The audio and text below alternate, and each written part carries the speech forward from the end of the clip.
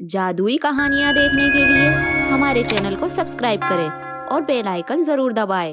एक बार की बात है, पृथ्वी से दूर परीलोक में कोमल नाम की परी अपने पति विजय के साथ रहा करती थी। कोमल परी माँ बनने वाली थी। इस बात की खुशी पूरे राज्य में थी। कुछ महीनों बाद कोमल परी एक सुंदर सी बेटी को जन्म देती है।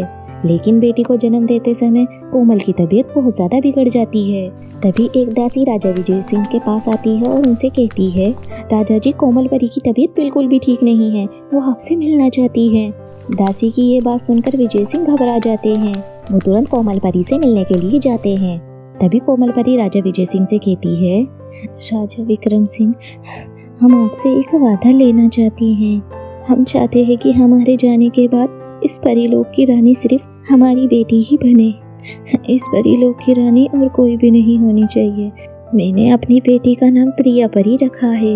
मेरे जाने के बाद मेरी बेटी का बहुत अच्छे से ख्याल रखना। इसे कोई भी चीज की कमी मत होने देना। कोमल परी इतना कहकर हमेशा हमेशा के लिए राजा और अपनी बेटी को छोड़कर चली जाती है। राजा विजय सिंह बहुत ज्यादा रोते हैं। कोमल परी के जाने के बाद राजा विजय अपनी बेटी की देखभाल अच्छे से नहीं कर पा रहे थे।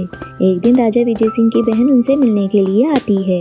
भैया, मैं आपसे इसलिए इतनी दूर से मिलने के लिए आई हूँ ताकि मैं आपको समझा सकूं। भैया, सभी सौतेली माँ बुरी नहीं होती और अच्छे बुरे लोग तो सब जगह होते हैं। भैया, मैं एक परी को जानती हूँ जिसके पति की मृत्यु कुछ दिन पहले ही हो चुकी है। उसकी भी एक बेटी है। वो आपके दर्द को बहुत अच्छे से समझेगी और तुम्हारी बेटी को बिल्कुल माँ जैसा ही प्यार देगी। राजा विजय सिंह अपनी बहन की बात मान लेते हैं। अपनी बेटी के लिए रूपा परी से शादी कर लेते हैं। रूपा परी ने विजय सिंह से शादी इसलिए की थी ताकि वे इस महल की रानी बन सके। राजा विजय सिंह के सामने तो वो प्रिया परी की अच्छे से देखभाल किया करती थी और जैसे ही विजय सिंह वहाँ से चले जाते तो वो प्रिया की तरफ देखती भी नहीं थी। ऐसे ही कई साल बीत गए और प्रिया परी बड़ी हो गई। प्रिया परी बाहर की टूटे फूटे स्टोर रूम में ही सोया करती थी। तभी एक दिन रूपा परी प्रिया परी के पास जाती है और उसे जोर से थप्पड़ मारकर उठाती है और उससे कहती है, मनहूस कहेगी, तू अभी तक सो रही है? तुझे नहीं पता कि तेरे पापा का आने का टाइम हो रहा है? तेरे पापा 1 साल बाद यहाँ आ रहे हैं। अगर वो तुझे इस हालत में देखेंगे तो मुझे क्या ही कहेंगे। जा पूजा की कोई पुरानी फ्रॉक पहन ले, जा जाके तैयार हो जा और ये नौकरानी वाली शक्ल अच्छे से ठीक कर लेना और ये जो तेरा हाथ जला हुआ है इसे ठीक कर लेना। तेरे बाप को दिखाने की कोई जरूरत नहीं है। आई तुझे मेरी बात समझ में? माँ, आप मेरे साथ ऐसा क्यों ही करती हैं? बचपन से लेकर आज तक आप मेरे साथ ऐसा ही करती आ रही हैं। पिताजी के सामने तो मेरे सामने बहुत अच्छी माँ बन जाती हो और उनके जाने के बाद आप मुझ पर इतना अत्याचार करती हो। आप मुझसे घर का सारा काम करवाती हैं और खाने के लिए भी मुझे कुछ नहीं देती हैं। आप मुझे इस स्टोर रूम में सुलाती हैं। मैं तो राजा की बेटी हूँ, पर आपने मेरी हालत एक नौकरानी से भी बदतर कर रखी है। आप मेरे साथ ऐसा क्यों ही करती हैं? पिताजी तो आपको मेरी माँ बनाकर लाए थे, लेकिन अब तो माँ के नाम पर धब्बा है धब्बा। मैं सब समझ रही हूँ। तेरी जबान इतनी क्यों ही चल रही है? क्योंकि तेरे आज पापा आ रहे हैं ना?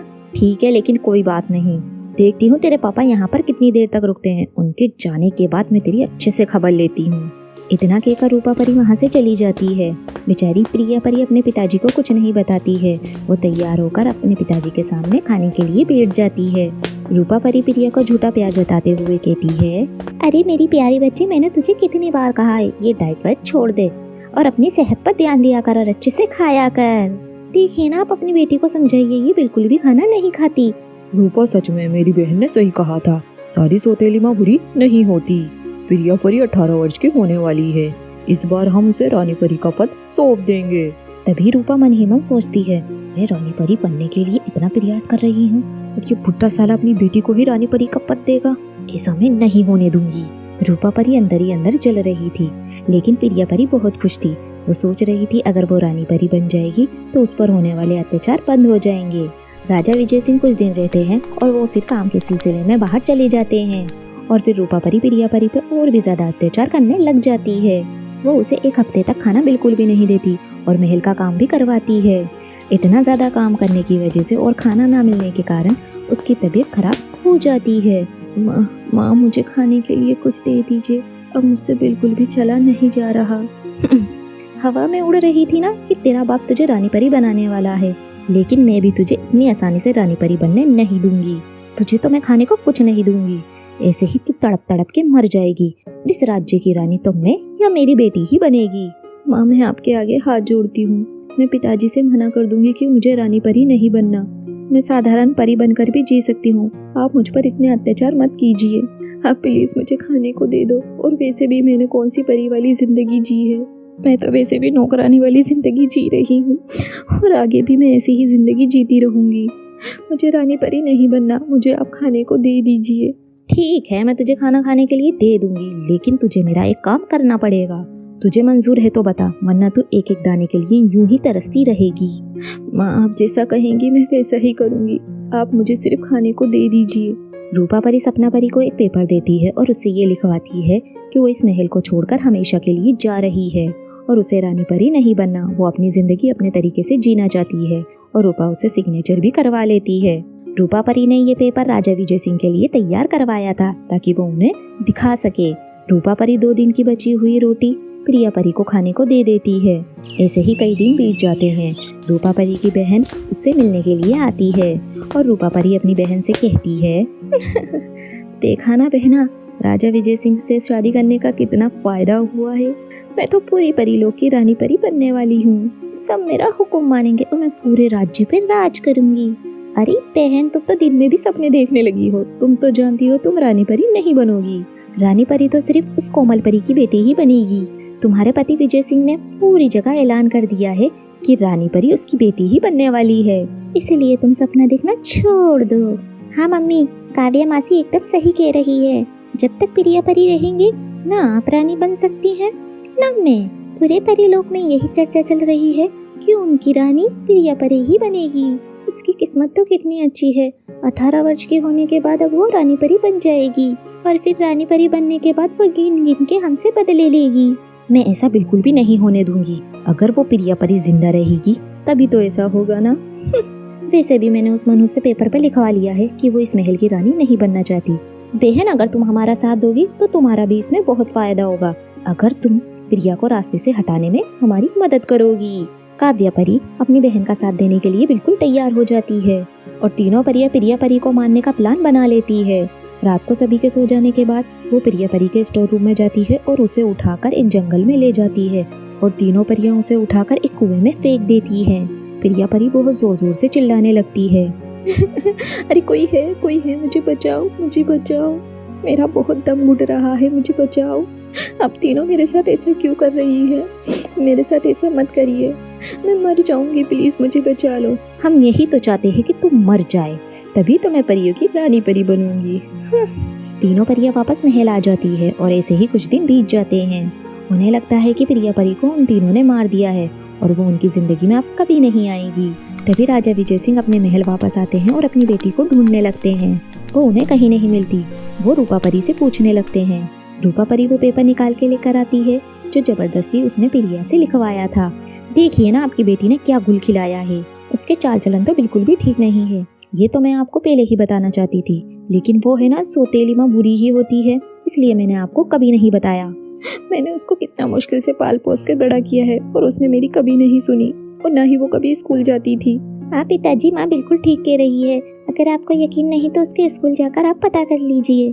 प्रिया परी तो हमारी बेटी के लाने लायक भी नहीं है, इसीलिए हम हमारा वादा तोड़ते हैं। ये बात सुनकर दोनों माँ बेटी बहुत ज्यादा खुश हो जाती हैं।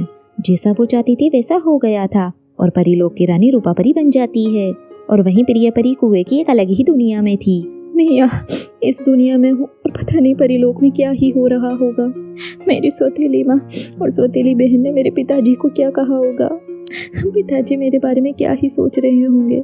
मैं पिताजी के पास कैसे जाऊँ, उन्हें कैसे बताऊँ कि दोनों माँ बेटियाँ कितनी दुष्ट है, कितनी अत्याचारी है।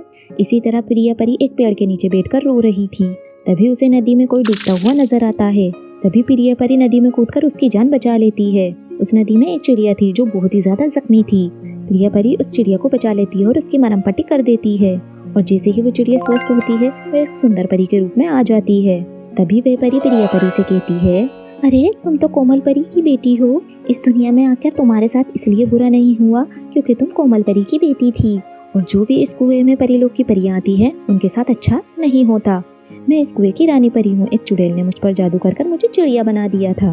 वह चुड़ैल इस राज्य पे राज करना चाहती थी। अगर समय रहते तुम मुझे ठीक नहीं करती तो पता नहीं मेरे साथ क्या हो जाता। मुझे तुम्हारे बारे में सब पता चल गया है। मैं तुम्हारी मदद करना चाहती हूँ। मैं तुम्हें एक मंत्र बताती हूँ जिसकी मदद से तुम अपने पिताजी को सब कुछ सच बता पाओगी और अपनी अत्याचारी माँ को सजा भी दिलवा पाओगी।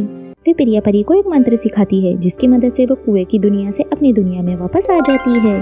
प्रिया परी अपने महल जाती है और दोनों सौतेली माँ बेटी उसे देखकर हक्की बक्की रह जाती हैं। राजा विजय सिंह अपनी बेटी को बहुत सुनाते हैं, लेकिन प्रिया उनसे कहती है, मैं नहीं जानती इन दोनों सौतेली माँ बेटियों ने आपसे क्या कहा है, लेकिन मैं आपको कुछ दिखाना चाहती हूँ कि ये दोनों माँ बेटी कितनी ज्यादा बुरी हैं।